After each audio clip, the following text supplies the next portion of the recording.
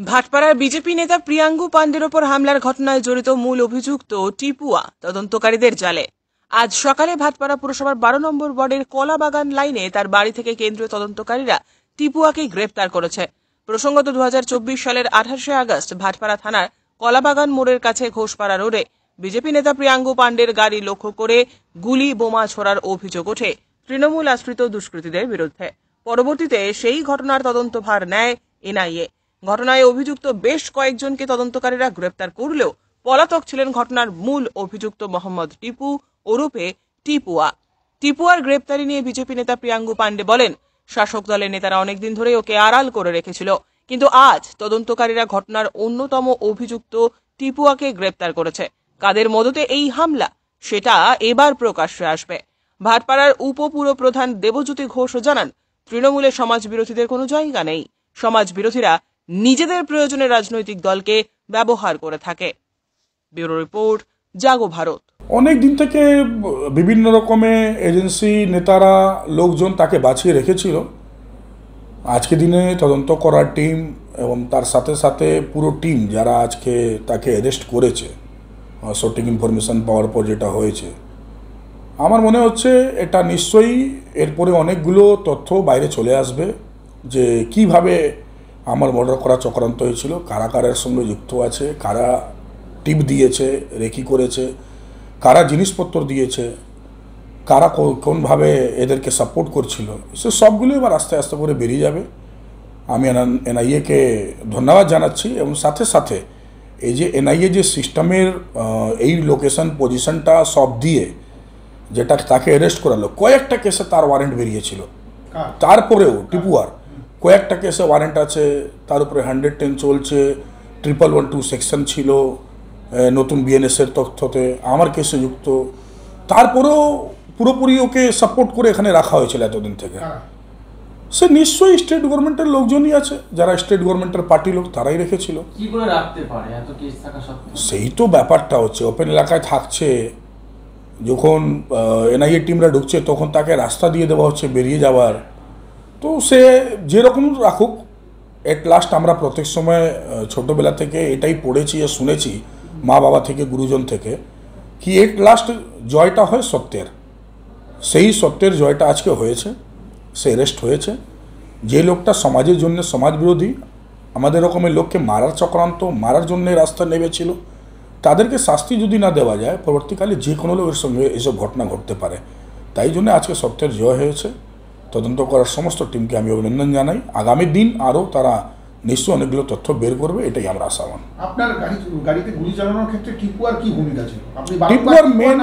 টিপুয়ার main leading ওখানে করছিল, main lead. যে ঘটনাস্থলে যে 50 থেকে 55 জন লোক আমাদের গাড়িকে কনভেকে আটকিয়ে যে বোমা ছাড়াতে আরম্ভ করে, গুলি চালাতে আরম্ভ করে, তার মধ্যে টিপুয়া মেন লিডার হিসাবে ওখানে দাঁড়িয়েছিল একদম। সেই ওপেন আমি দেখেছি, পরে ভিডিওতে আমরা তদন্ত পুরো অফিসারদেরকে দেখিয়েছি। তো সে যারা করে তারা এক না একদিন ভগবান ঠিক শাস্তি দেওয়ার জায়গা করে দেয়। কতদিন কেউ কাউকে বাঁচাতে পারবে? এইসব অসুর শক্তিকে আর তৃণমূল বেশি দিন বাঁচাতে পারিনি, আর এর পিছনে যারা আছে তারাও বেশি দিন বাঁচবে না। তৃণমূল বাঁচাতে পারেনি মানে এর মধ্যে কি তৃণমূলের কোনো হাত আছে? 100% আছে। তৃণমূল স্টেট এজেন্সি মিলেই তো আমার মার্ডার করা চক্রান্ত করেছিল। আমি তো যে কমপ্লেনটা দিয়েছিলাম তার মধ্যে নামটাই মেনশন করে দিয়েছিলাম। তো নিশ্চয়ই যারা করেছে তারা যাবে। এবার তারা ভাবুক কী করে বাঁচবে, বেরোতে পারবে না। কে বাঁচানোর চেষ্টা করেছে? সে তৃণমূলের লোকজনই আছে। আপনারা সময় অপেক্ষা করুন, সব খুলবে। আগেও বলেছি, এখন আর বেশি বলছি না, যেহেতু মেন লোকটা চলে এসেছে। আগে তদন্ত টিমকে তদন্ত করতে দিন, অনেক কিছু খুলবে, ঠিক আপনারা দেখতে পারবেন কি হচ্ছে। দেখুন, এনআইএ সেন্ট্রাল গভর্নমেন্টের একটা এজেন্সি। এনআইএ কাজ করছে। এনআইএ কাজ করতে গিয়ে যাকে গ্রেপ্তার করার গ্রেপ্তার করছে।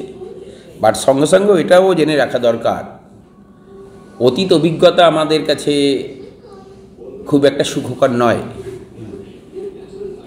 সিবিআই, এনআইএ, ইডি এই এজেন্সিগুলো নিজের কর্মকাণ্ডের মধ্য দিয়ে প্রমাণ করেছে এগুলো ভারতীয় জনতা পার্টির শাখা সংগঠনে পরিণত করেছে নিজেদেরকে। সেই জন্য এই ব্যাপারে আমাদের খুব একটা বলার কিছু নেই। এনআইএ কাজ করছে, এনআইএ যাকে মনে করছি গ্রেপ্তার করছি। যে এই যাকে ধরেছে এই টিপু আছে নাকি শাসক দলের ছত্রছায়া ছিল, শাসক দলকে আড়াল করে রাখেছে। আমাদের তৃণমূল কংগ্রেসের কোনো সমাজ বিরোধী নেই, আমরা সমাজ বিরোধীর বিরুদ্ধে লড়াই করি।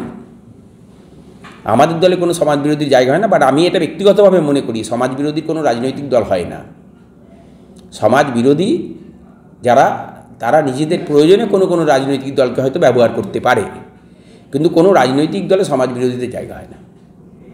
সমাজ বিরোধী। আপনার সুস্বাস্থ্যের নতুন দিশা ভারতী হেলথ কেয়ার ও ডায়াগনস্টিক সেন্টার।